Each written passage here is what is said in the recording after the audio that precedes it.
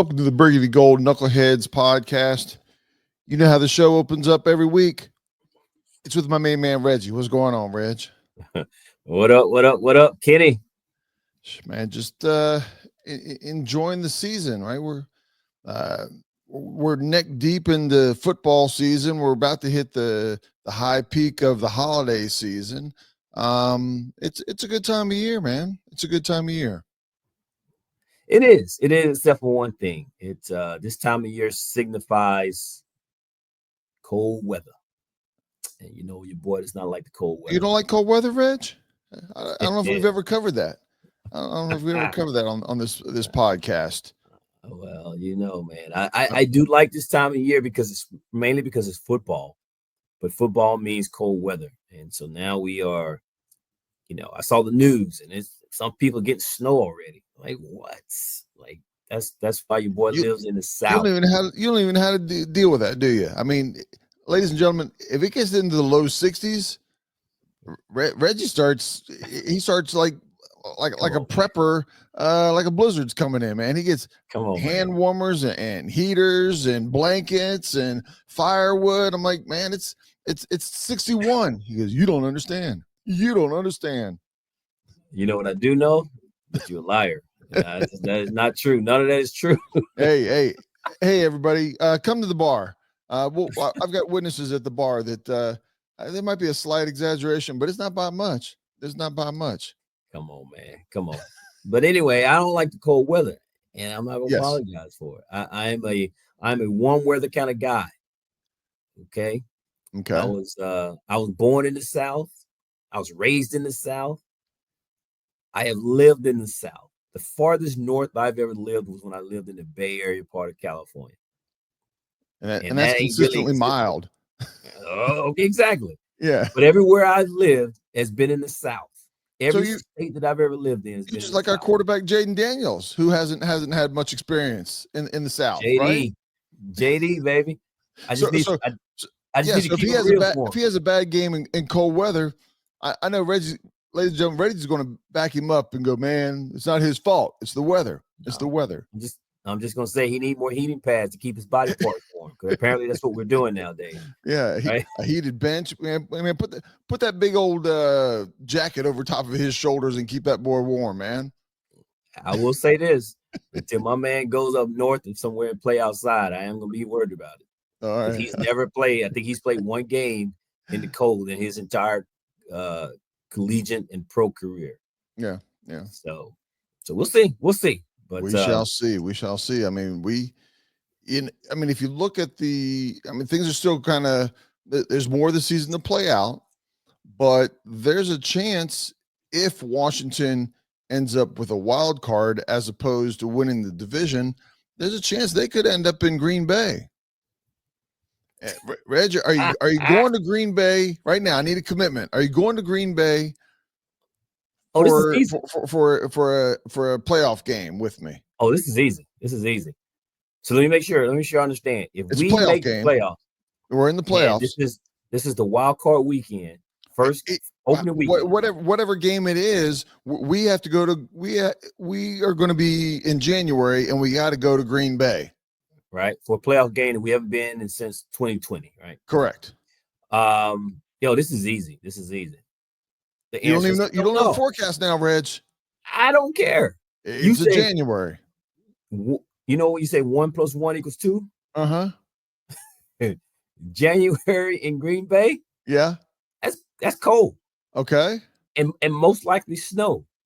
Oh. And keep in mind, and listen, and I've been to Green Bay, I've been to that stadium. And they have metal bleachers. But when were you there? You were there. You were there in the summertime, right? Damn right. Okay. Damn right. And guess what I know? They have metal bleachers. Okay. I'm not going to Green Bay in January. Not for a playoff game? Not no, but hell no.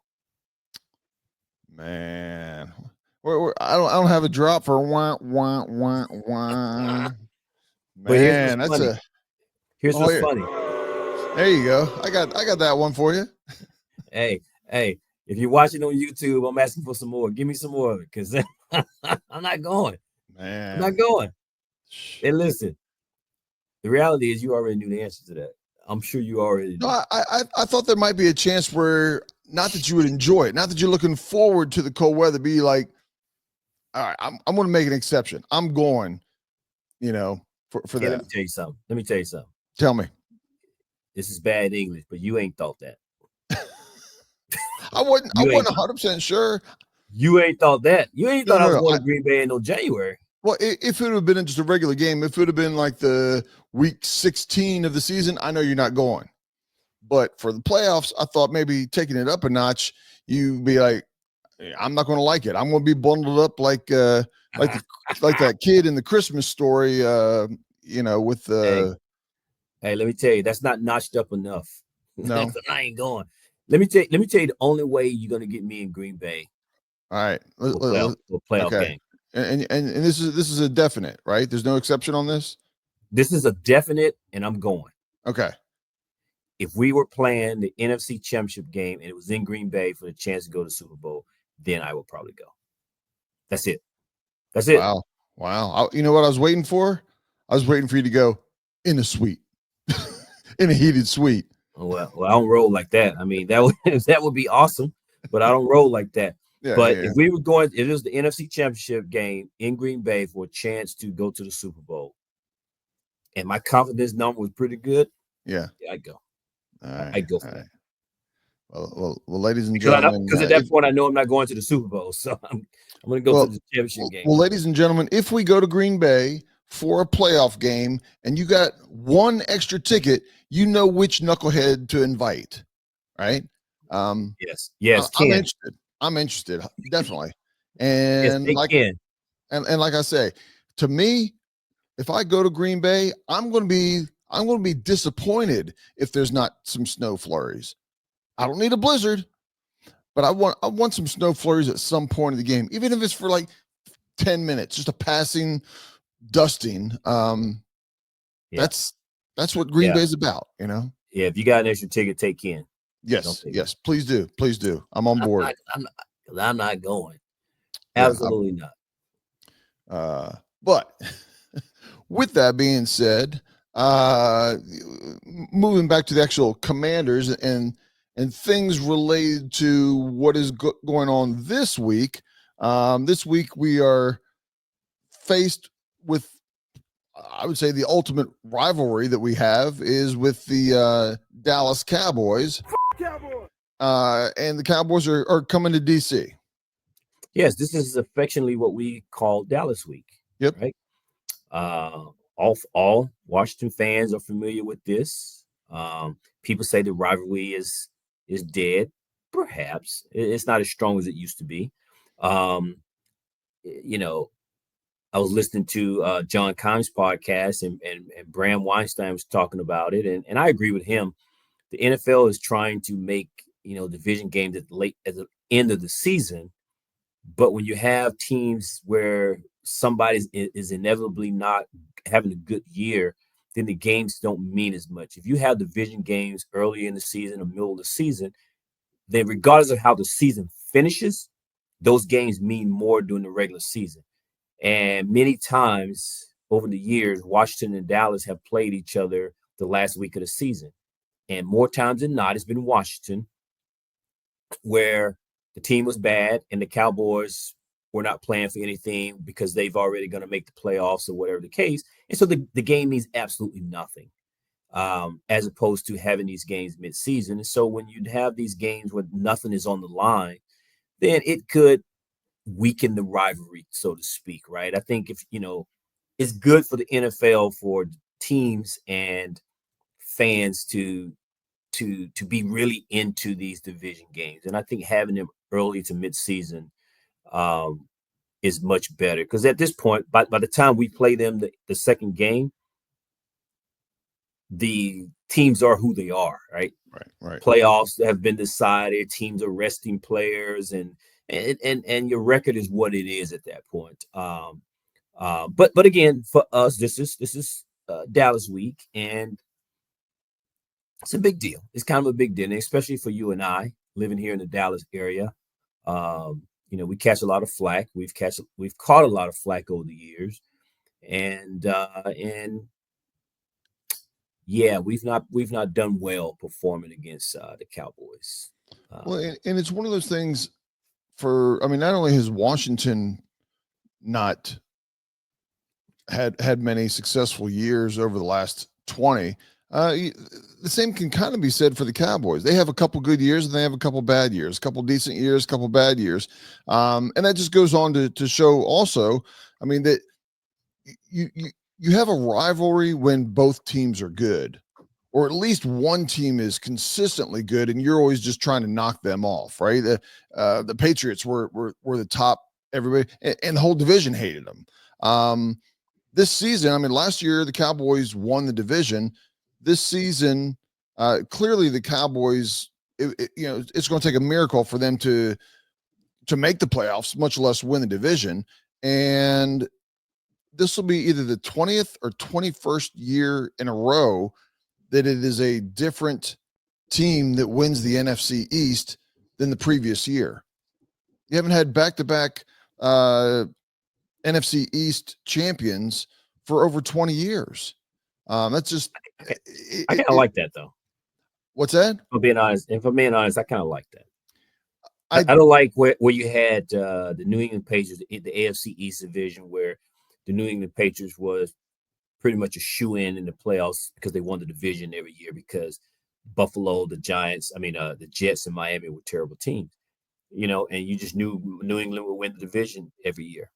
I like the fact that that we do not have a consistent division winner. It's a little surprising that no one has won back-to-back in such a long time, but knowing that Washington has won, Philly has won, I mean, the Cowboys have won, I like that for our division, to be quite honest. So it doesn't bother me at all. Yeah, but that is what keeps rivalries from building. Again, I'll go to what is it? Pitt. You take Pittsburgh and Baltimore. Pittsburgh and Baltimore are 1-2, right? Cleveland's trying to fight in there, and they get in there every now and then. Cincinnati gets in there every now and then, but it's Baltimore and the Steelers, and that's the rivalry, right? And the other teams, the Cleveland and Cincinnati, they hate both of them, right? They don't hate each other as much, but they definitely hate the Steelers in Baltimore, and that's a rivalry because they have been good, both teams, for an extended amount of time. When it comes down to this time of the season, they have to play well. They have to play each other. They're looking at each other, and it's going to come down to the wire. That's me as a fan. I want Washington to be involved in that, but that's what makes a rivalry. What makes an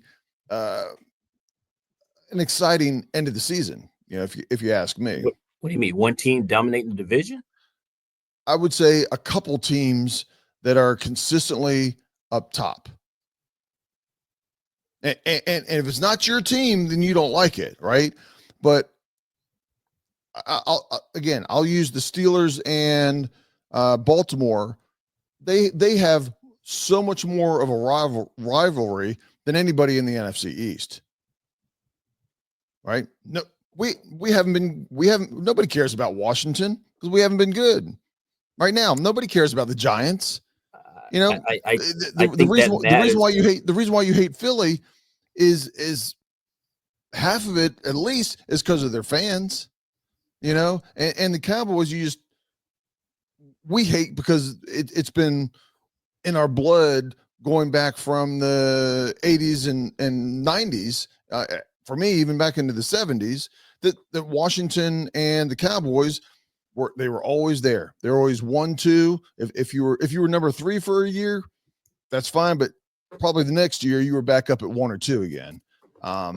That's what makes rivalries, Yeah, I don't know that I agree. I mean, that's a debate for another time. I don't know that I agree with that fully, but why would you have a rivalry if neither team is very good? You go to basketball, Duke, Carolina, because they're both good.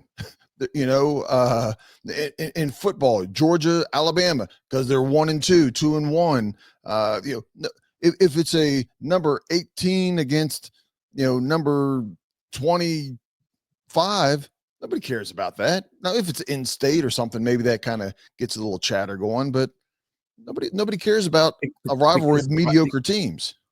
Because rivalry starts with your division, with winning, it starts with your fans, and it starts with your division. And what takes it to another level, I think, is probably some of the winning. But I don't want someone to consistently be at the top of our division.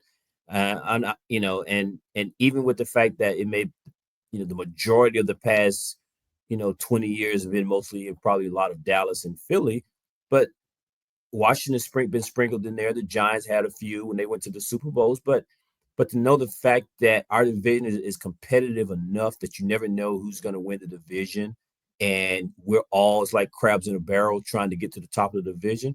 Hey man, to me that's competitive, and I think that continues the rivalry. But to know like one team is winning the division every year. I mean, you take the Chiefs. The Chiefs have been winning the division, but the Broncos have been terrible. The Chargers aren't good, and the Raiders aren't good.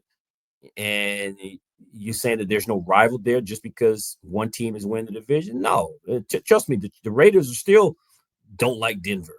I mean, that's why you have the division, and that's why teams are rivals within the division. That you may care a little bit less of the teams at the bottom of the division, but Washington and the Giants still didn't like each other. And we may have some common teams, a common team in our division, like the Cowboys that everybody hates, but winning the division doesn't change that for me. So again, a debate for another time. That's not what we're here right now. I think you're a little bit of the exception. People, and we'll move on here. People, if it's not your team, people hate winning teams. I don't disagree with that. I don't disagree with that. Oh, people hate the Yankees. People hate the Cowboys when the Cowboys were winning. People hated the Patriots when the Patriots were winning. People weren't, but they're starting to hate Kansas City. Agreed. And hate Golden State. And I get it. That adds to the rivalry. That adds to whatever. And if you're up there consistently competing, if you're just getting your butt whooped, it's not as much of a rivalry. But if you're neck and neck, and sometimes you barely win the race, and sometimes they barely win the race, again, it is going back to Ben Johnson and Carl Lewis. It is that rivalry when both people or both teams are at the top of their game, not when they're at the middle of their game. Two things can be true, Ken. I don't disagree that having someone that's consistent at the top makes people hate them and want to compete and make a rivalry, but that doesn't necessarily be the only reason why you can have rivals in your division. So I get it, but here specifically on this one, the rival has been a little bit lopsided.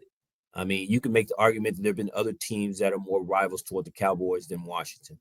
But despite it all, if you're a Washington fan, there's never any love lost for the Dallas Cowboys, man. Oh, absolutely not. And it doesn't matter how terrible our team is or how good their team is or how terrible they are. There's never any love lost. And over the years, there's been times where we've beat them when we weren't supposed to. Yep. And so for us, you can sit here and say, for some Cowboy fans, and I've had some friends who tried to be dismissive. You guys don't win anything, and so you're not a rival, and they try to dismiss you. And that's cool. That's fine. But guess what? This year, you're going to get a taste of what in many years, Washington was walking into these games against the Cowboys, short-staffed, undermanned, less talented in a lot of ways. And this is probably the first time in a long time where I think the tide has turned, or the shoe is on the other foot, so to speak, right.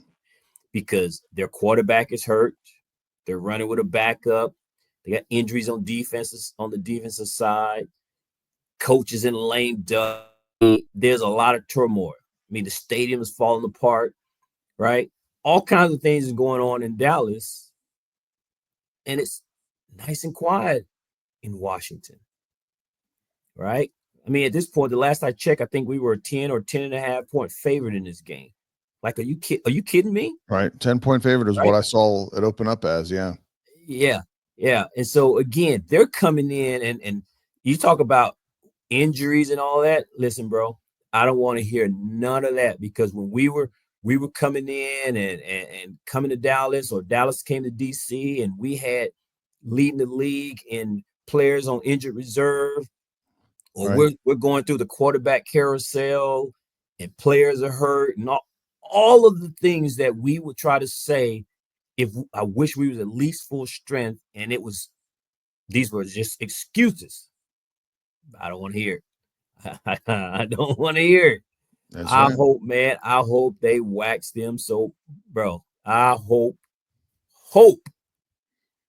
they put up 50 points on them dudes. I don't care. Well, we'll get to our predictions and everything like that here in a little bit. I'll give you my number now. You want to know it? No, I'll give you my number. I'll give you my number right now. No, I'm kidding. I think one of these things that I don't know what Washington is going to do with Marshon Lattimore. Supposedly today he was going to run around and do some light practice, but not like full on practice. Kind of maybe run around with them and work off to the side and see how everything feels. And then based off of that, they would maybe move him into Thursday and Friday closer to a full practice if everything went well today. Marshon Lattimore being healthy, I want him healthy, but I would love to see him lock down CeeDee Lamb and make it that just that much more of a challenge. He's not playing. I don't think he's going to play either. I think first of all, he was kind of a DNP. Dan Quinn mentioned that they worked him a little hard over the weekend. They want to see how things are. I suspect that he sits out this game against Dallas. I think he then sits out the week against the Titans. We have a bye week, and then we come out of our bye week, and the team travels to New Orleans. And I think his first game will be in a Washington uniform on the road back in New Orleans for the team that he was traded from. I don't think we see him in the next 2 weeks. And I think they just let him come back after the bye because, again, I think the way the schedule is set up for us is if we handle our business, we make the playoff. And it's more important to have Marshon Lattimore healthy for the playoff to run, the end of the season into the playoff, that type of thing. So I don't think he plays this week, and I certainly don't think he plays against the Titans. Yeah, I can't speak to how he feels or how close he is to coming back or not coming back, but I would agree that against the Cowboys and against the Titans, it doesn't make sense to bring him back if he's not 110%. I mean, not 100% for one day. I mean, 100% for the week. And get him as much rest, as much strength training, as much stretching, everything that you need to do to make him 100%, because the back half you have and depending also on what Philly does between now and then, you got another game against Philly that could matter, and you got a game against Atlanta that could matter, right? There's the 2 playoff games and 2 teams that you may end up facing in the playoffs. You may face them was that week 16 and 17, and then a week or 2 later face them in the playoffs. But to have him for those games as well as the playoffs is what's key. It is a little bit frustrating that you gave up a lot, yet you're not getting any production from him. Well, because the movie's not just about this year, right? I don't disagree. We didn't get him for 1 year, but when you're on a 2-game losing streak, you sit there and go, "Oh man, if he'd have been healthy, if you in ifs and buts types of things." But you're like, man, what if he could have done this? If he could have done that?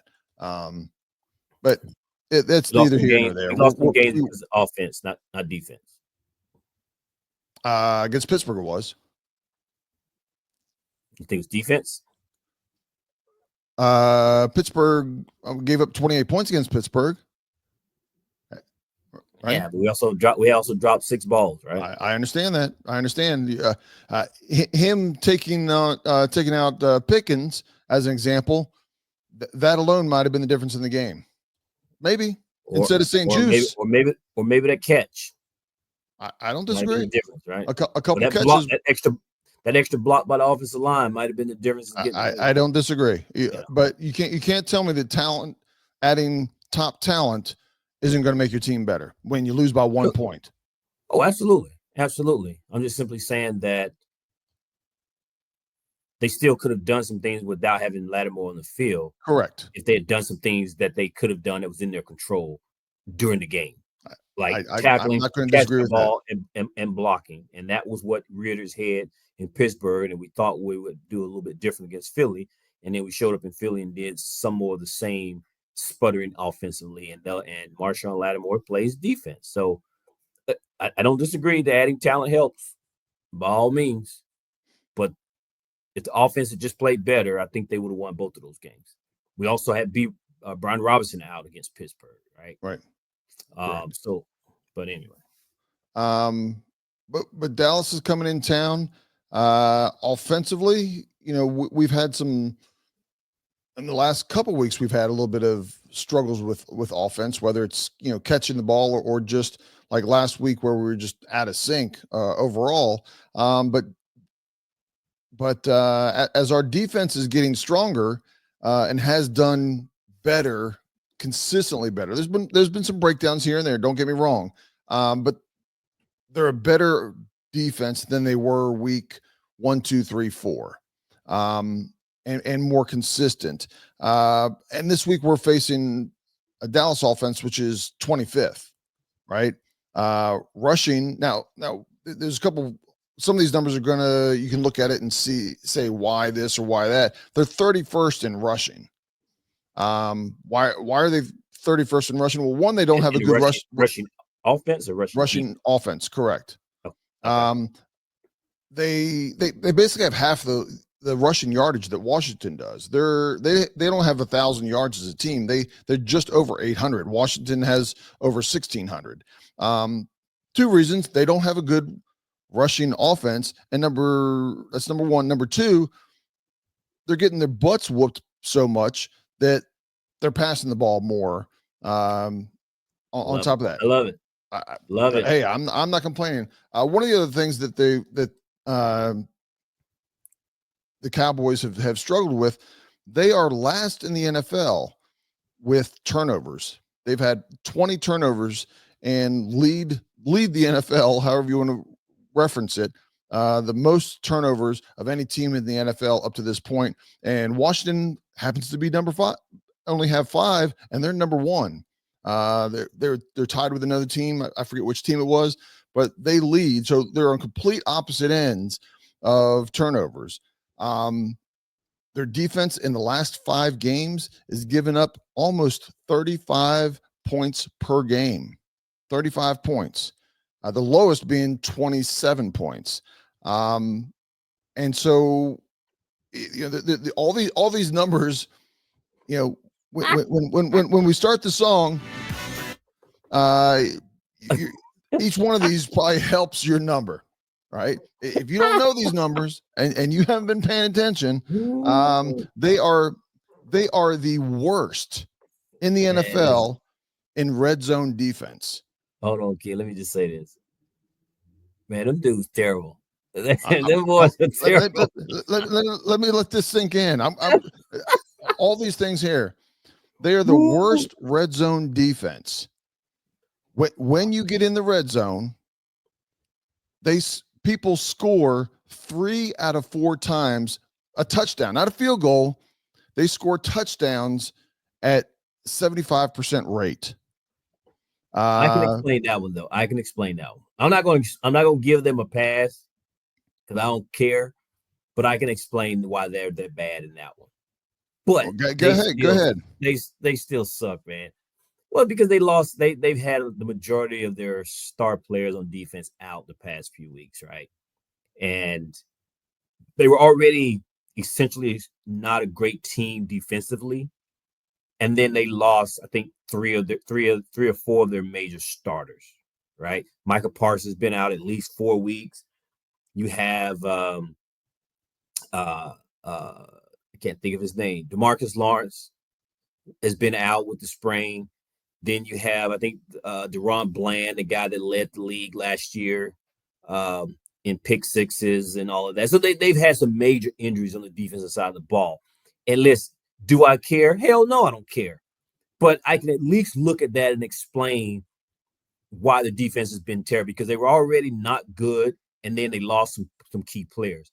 What's surprising the most is on the offensive side, right? They let Kellen Moore go as the coordinator. Mike McCarthy took over the play calling. You still got CeeDee Lamb and Dak and this offensive line that's supposed to be good, and then they're terrible offensively. That's more surprising than them being last, essentially, on the defensive side of the ball, because you can explain that away. Well, you're trying to be objective. But no, you to your credit, you're trying to be objective. But when I hear that from the Cowboy fans around here, I only hear one thing. Because we're about to put it on them. the train is rolling over them. Okay. I hope we do. It's coming. I hope we do. It's coming. Cooper Rush has taken over for the injured Dak Prescott. He's thrown at a amazing 57% completion rate. Horrible. 2 touchdowns, 2 interceptions. I can live with that. Those are the kind of quarterbacks any team should love to see. And if you watch the game last week, man, his passes are all over the place. They are not good whatsoever. But it is what it is, and it's terrible. They're terrible. Listen, a lot of injuries. But I don't care, right? We saw the thing that's going around on social media about the fact that they are on the verge of, I think, being the first team to have went undefeated at home one year and then turn around and go winless at home immediately the following year. They've not won a single home game this year. Only team in the NFL, I believe. Only team in the NFL home game that has not won a home game this year, and yet they went undefeated at home last year. So, listen, I'm not doing a good job of expressing myself today, because I've been looking forward to this. None of my friends want to text me now. Like, I told one dude, I said, man, listen, if you don't respond to this text, I'm gonna send the police over, do a welfare check on you. I need to make sure you're alive, dog. I need to make sure you are alive, because you always want to talk football. Now all of a sudden, this is the year you don't want to talk. I got another buddy of mine, man. He Cowboy fan. He don't even want to talk to me. He threatened to not be my friend no more. Whenever we see each other, we're not going to talk football. Why not? We talk football anytime. There's 31 other teams in the league that we can talk about if you want to talk football. I'm like, but there's 32 in the league. There's 31 other teams if you want to talk football. Okay, but what if something happened? I want to talk about the other team. There's 31 teams. I'm like, nobody want to talk football this year. Man, right? So we them boys. Right? I jump on with both feet if I hear that kind of talk, man. I'm nonstop. Come on. If you know me, you don't think I just let that go, right? No. But I'm just telling you, that's just kind of the stuff I'm hearing, because we them boys. Right. We them boys. Yeah. So I want to know where they at. Nobody want to talk football this year. Yeah, I'm gonna make you talk. Yeah, they're looking through their blinds. They're just peeking around the blinds to see if anybody's out there. They're not out on the front lawn. They're not out on the front lawn doing their dances. They got the doors closed and the porch light turned off, and they're just looking through their blinds, hoping nobody sees them inside. Look, man, I could spend this whole hour talking trash about the Cowboys, but we them boys. Oh man, I gave a bunch of numbers and a bunch of stats there. The way at this point offensively, they only have really one weapon, and that's CeeDee Lamb. He don't want to play. Well, he's not happy. If you watch the game, he don't want to play. That dude, man. Yeah, he don't want to play. He out there. He done got his little money. He out here mad at the quarterbacks and everything. He fighting with everybody. He don't want to play. Yeah, yeah. Well, and especially I think if you jump up and get a lead, yeah, the fight is out of him. Quickly, it gets yes, out of yes. He's looking. You know, he's making his reservations for Cancun and Puerto Vallarta and Cabo for the first week of first or second week of January already. Who knows? He may pull a hamstring and be done for the season. You know, whatever he has to do to find a limp around there, but it is what it is. Reggie, is it that time? Do we just go ahead and get it over with? Man, let's just do this. Put these boys out of their miseries. What's your name? What's your number? And these are the weeks we like to give our tell you what our name, what our number is, what our prediction is. I don't think we come across too many weeks where things are better than this, right? It's two teams going in totally opposite directions.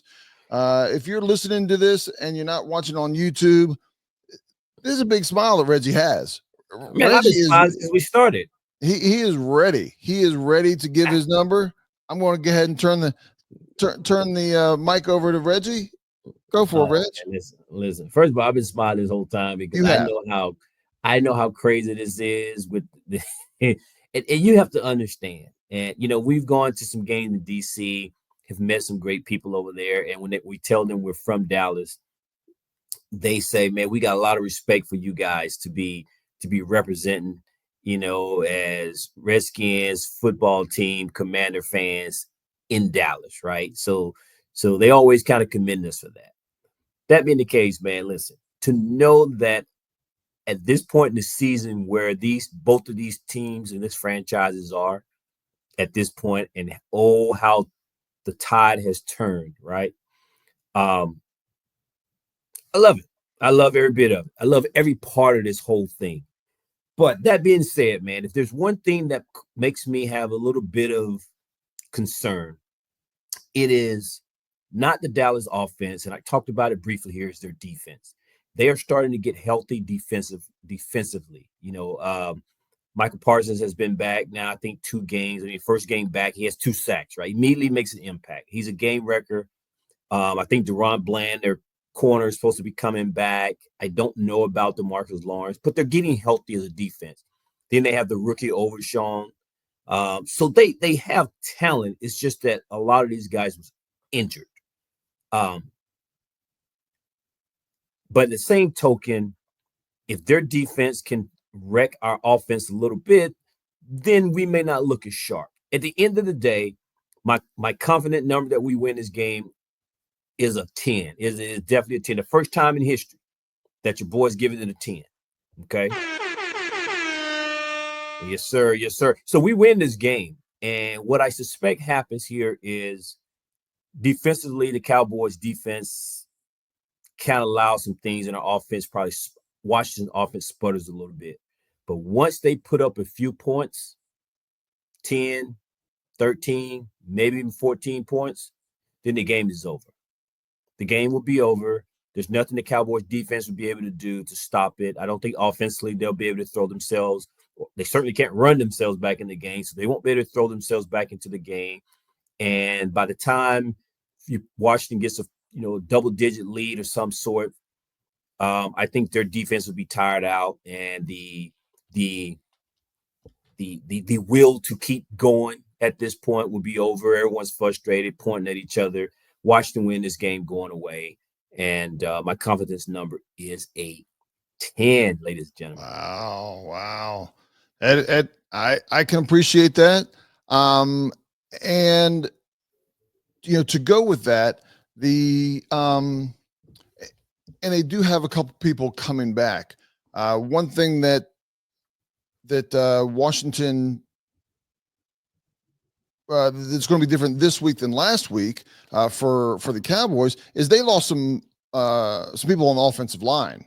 At one point, I think they had last week they had 3 different offensive linemen. I don't know how many are going to be out this week. I think my guess is at least 2 of them are going to be out.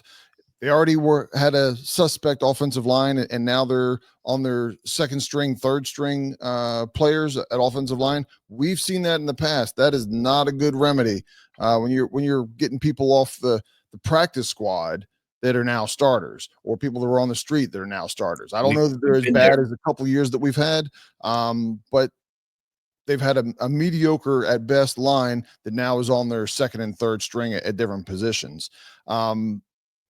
I think that one of the things that Dallas has the biggest problems with when you see the teams all the way across is not when the team has 1 or 2 good players. It's when it's been a balanced offense. And for Washington, that's what they have, right? And we would all like to have another top wide receiver that rides alongside Terry, but we don't have that. Instead, what we end up doing is spreading the ball out. We don't have 1 running back. We got 2 running backs, and they've been doing from a system. They've been matching up against any other running back out there as far as production overall. Again, last week was definitely a down week without a doubt, but throughout the season they've been doing that. And so I don't see how Washington can lose this game. Again, you can have fluke things that happen, but I'm like you. I'm at a 10. I'm at a 10 on this game. This is a chance to call your bookie and make some money. The point spread is 10 on this. I'm giving up 10 points. I'm giving 10 points. And 10 points normally make me a little uneasy because all of a sudden you get up by 14, 17 points, and at the end of the game they score a meaningless touchdown that brings it within 10. I'm not worried about it. Yeah, and one other thing I failed to mention here is and I sent out a tweet about it, and I said, who did Jerry piss off at the league? Because the Cowboys played a Monday night, so this is essentially a short week for them because they played Monday night, and oh, by the way, then they traveled. So this is not like it's a short week and they're hosting the game. They're going on the road, and that's typically what happens with Washington, right? We're the ones that get the short end of the stick when it comes to the schedule. But in this case, the Cowboys have got injuries. They had a Monday night game, late game, so they got a short week. Washington's coming off a mini bye. So again, the recipe is set up for Washington to win this game going away. But man, like I said earlier, I hope they put 50 on the boards and just run them off that field. I don't care. Yeah, we have taken some butt whippings. Yeah. By the Cowboys over the years, and it's time for us to kind of start dishing out some whippings of our own. Absolutely. I mean, I can appreciate down the road the Cowboys get their act together and Washington is playing well, and you have a tough game that goes down to the fourth quarter, and you're sitting on the edge of your seat the whole game. That's not what I'm looking forward this week. I want a butt whooping. I am looking forward. I will be there. If the score is 48-0, I will be there when the final clock hits 0-0 in the fourth quarter. I will be enjoying it. Well, let's hope, man. Let me just say this: for our sake, let's hope we win this game. Yeah, you got that right. You got that right. There's no doubt, man. We will have if for some reason something goes horribly wrong, I will be Cowboy fans that I haven't talked to in 20 years that I think are, and a couple have been dead for a couple of years. They'll all come back. They will all come back and find me. And let me tell you, the noise that I've been talking offline, texting. Oh my God, boy! If we somehow lose this game on Sunday, oh my God. Instead of you and I going to another Commanders game, you and I might have to go out of the country for for a week to 10 days. Just let things cool down, right? That's how celebrities and politicians, they all of a sudden they get off the map, they get off the radar. That's what you and I might have to do. Oh my God, I'm going to get off social media. I'm going to turn my phone off or something because boy, if we lose this game, my God. Yeah. But anyway, but that's all I got, man. And that's all I got. I'm looking forward to this game. I think that at the end of this game, we're all going to be happy. We'll be celebrating sooner than later. All right. This won't be a last minute wait for that score or that stop them type of thing. This is going to be a celebration that we're starting, maybe the first half. Worst case. Yeah, worst case, it'll be late in the third quarter to where we really open it up. But I think that's what it's going to be. Till next time, till next week. Peace out, knuckleheads. Hail to the Commanders. Peace out, y'all.